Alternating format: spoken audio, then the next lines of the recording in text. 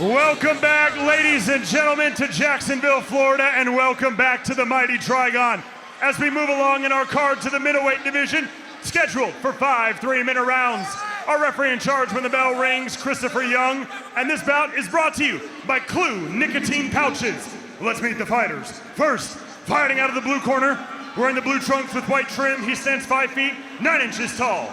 He weighed in at 160 pounds. He holds a professional bare-knuckle record of 4 victories, opposite 5 defeats, and he fights out of Atlanta, Georgia, introducing Rowdy Rusty Crowder!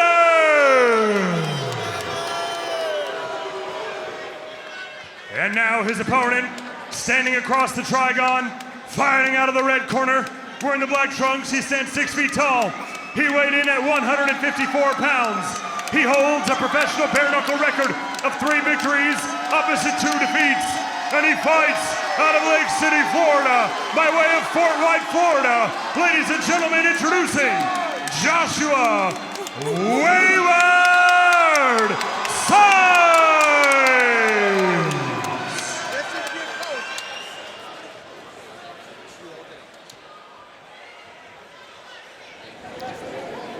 Christopher Young, our referee.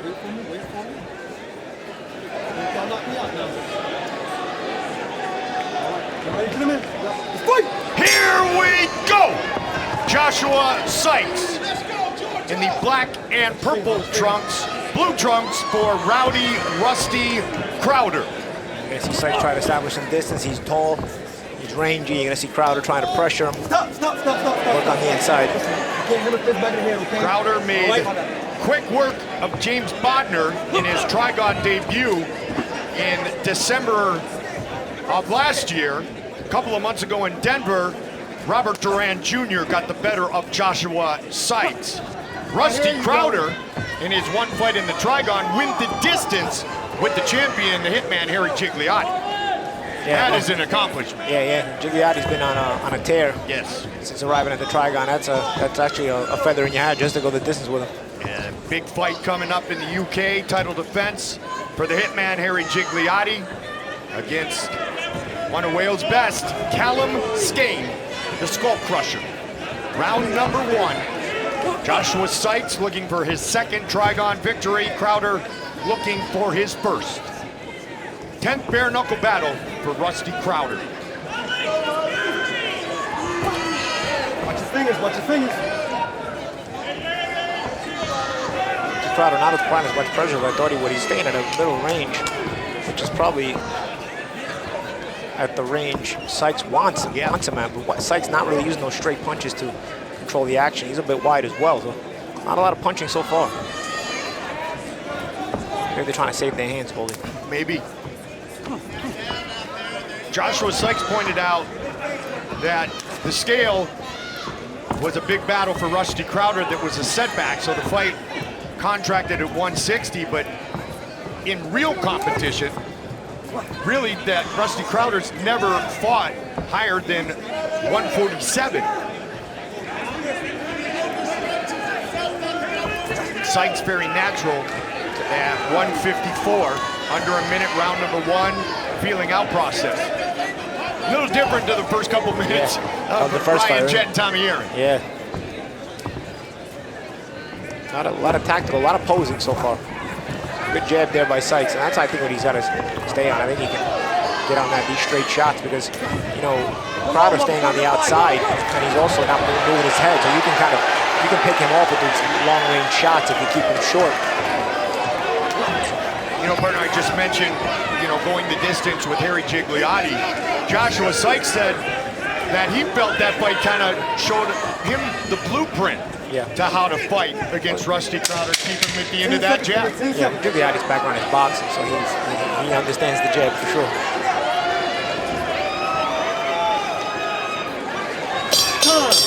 Round number 2, black and purple for Joshua Sikes, blue for Rusty Crowder.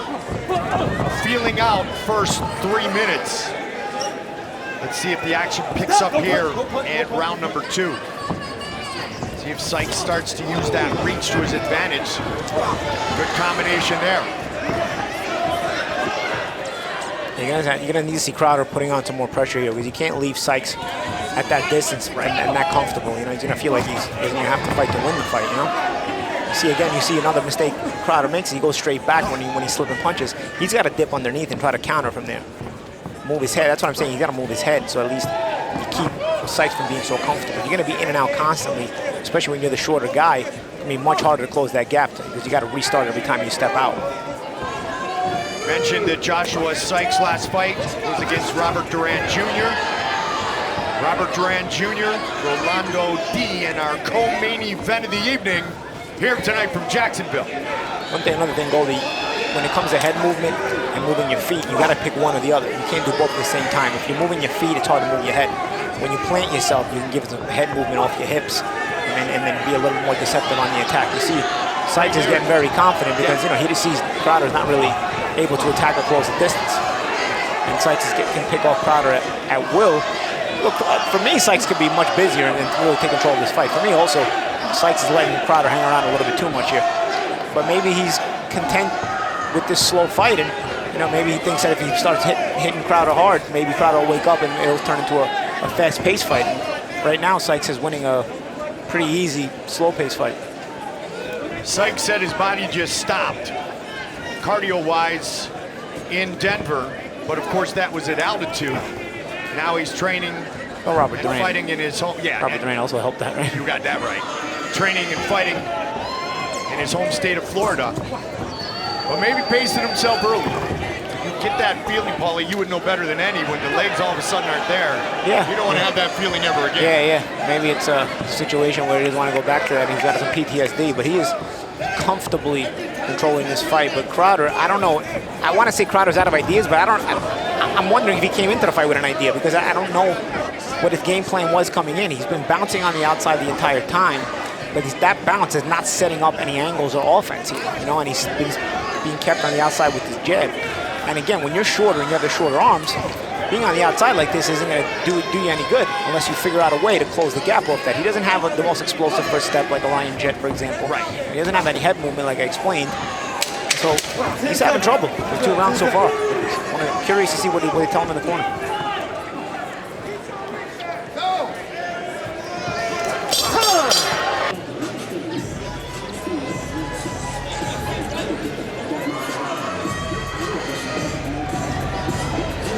Bare knuckle fight of Rusty Crowder's professional career with MMA and Muay Thai. He's had about 40 total fights. Rusty Crowder, Paulie, has never been stopped. Nice hook over the top. And that's why I'm surprised. You know, I would have thought, you know, he would have been trying to close the gap. He's never been stopped. He's confident in his chin. Good shot there by Sikes, but here's where I'm going to take a stab at it, Goldie. Maybe because this is the heaviest he's ever fought, and he's wondering if maybe he can handle the weight if he tries to fight in a pressure style, if he can handle, you know, the physicality of the bigger weight class if he comes forward. I'm not sure. But at a certain point, he's going to have to try to start coming forward if he's going to intend to win this fight. So you made an attempt there, and Sikes got him into a clinch. Sikes never been cut in all of his fighting career. About 15 combined professional and amateur MMA matchups. 6th bare knuckle battle for Wayward. In the black and purple, and in the blue trunks, Rusty Crowder. It's actually a good accomplishment considering in MMA you're using elbows, knees, and in bare knuckle, the knuckles can just graze you and cut you. It's a good accomplishment. But again, you can see his style. He knows how to be at range very well.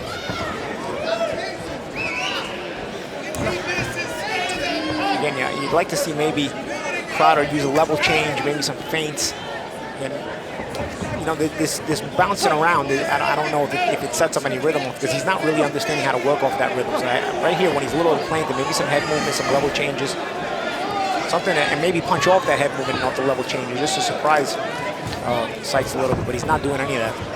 Just past the midway point of this 5-round fight, Joshua Sikes said of his opponent, he's tough, he can take a punch, but he's too small.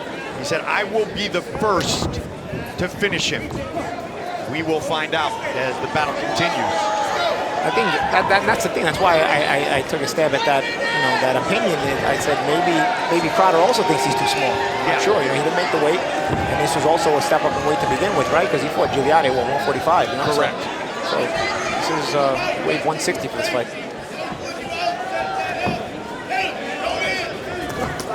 Shots there from Sikes. And again, because Crowder goes backwards and he doesn't go towards the punches and slip them, he's not able to punch back. He's on the outside. See, with boxing, it's a very counter instinctive thing, because you know, a human being, your instinct is to go away from the danger when it's coming to you.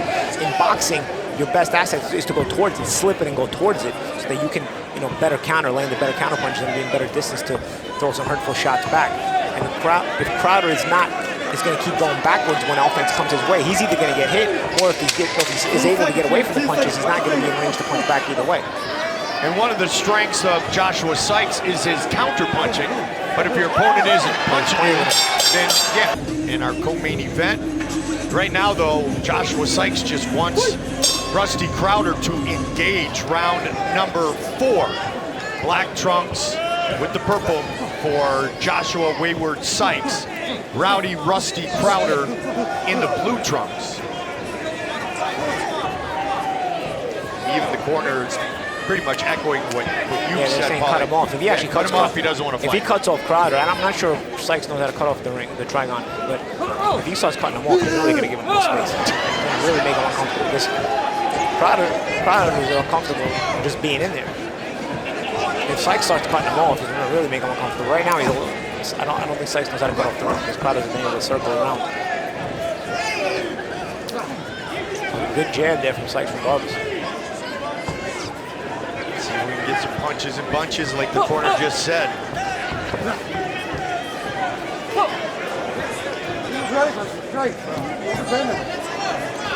Sikes is talking to him. Crowder just smiling. He's taller than I am. Yep. Trying to get Crowder to engage, and Crowder tries to rush in. But again, that explosive first step is not the Ryan Jet explosive first step. So you got that right. Sikes sees him coming and is able to control the attempt at closing the distance by Crowder, and back on the jab goes Sikes. So even off those hooks or jabs that Crowder's throwing, maybe a feint and then throw, right, real quickly, like a little hitch feint, you know, just to, you know, break up the rhythm of Sikes, or break up the anticipation of Sikes. You know, right now Sikes is able to anticipate everything that Crowder's been doing. On top of which, you know, what Crowder's been doing isn't very creative anyway. And he tried to turn southpaw. That's not going to do much either. All he did was blade for a second and then go back toward the eye. Took a jab to the eye, which I don't know, might have been a finger because he's poking on his eye too. Sikes is in control there. Either side, the way Sikes looks right now, he looks like he didn't even get to a fight. That never been caught thing. You don't want to jinx him, but yeah.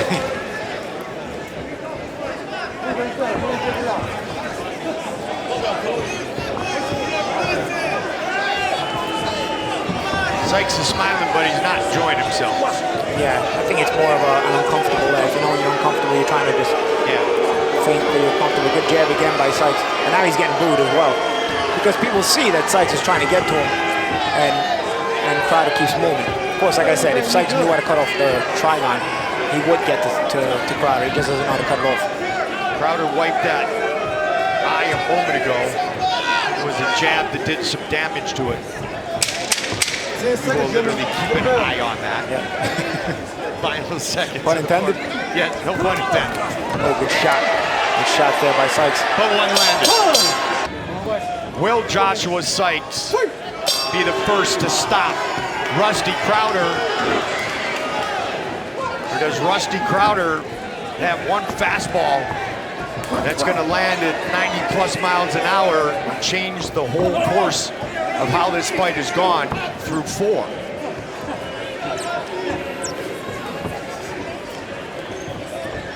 That right hand is loaded for Joshua Sikes.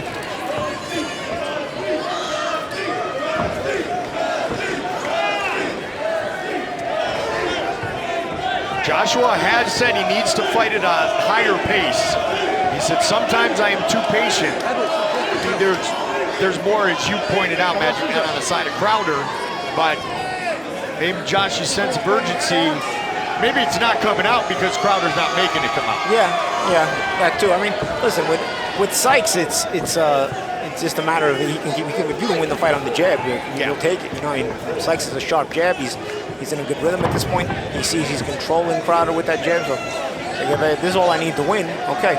Plus, like I said, Sikes doesn't know how to cut off the ring, so he doesn't know how to force Crowder to engage. If you know how to cut off the ring, you're going to force Crowder to engage. You can actually make him more uncomfortable because Crowder's not looking to engage regardless. So I think at this point, you don't know how to find your opponent when he's running, and you got a good jab, you just take the fight off the jab, that's it. And even in the corner, he had him in the corner and he let him out. But even as Crowder's moving around, you see, you got to cut him off. You got to go in the direction he's going. So you force him in the other direction, and I'll tell you what, in a Trigon, it can't be that difficult to cut it off because there's not a lot of space to begin with. Smallest surface in combat sports. 1 minute. 1 minute. There he goes, cut him off there. Look at that. Maybe he was here. That left landed to the chin of Rusty Crowder. But now he let him turn the corner again. 1 minute on the clock, 5th and final round. Either way, the fight's Crowder's not a threat to Sikes at this point. It's two different levels here we're watching. It's going to either be a UD or a stop in the next 42 seconds. 30 seconds. Cut the bullshit. Yeah, I think Crowder's just trying to go the distance and trying to keep his record of not being stopped alive, right? And he's never been stopped, he told his friend. Never been stopped. Yeah, I think at this point it's just a matter about him keeping that record of never having been stopped because not only does he have no chance of winning, he's not even trying to, you know, land a big shot at the end to try to win the fight. Final 15 now seconds. Sikes is disrespecting him. He's slapping him. Yep. 10 seconds. He's telling him, you don't even deserve me to close my hand.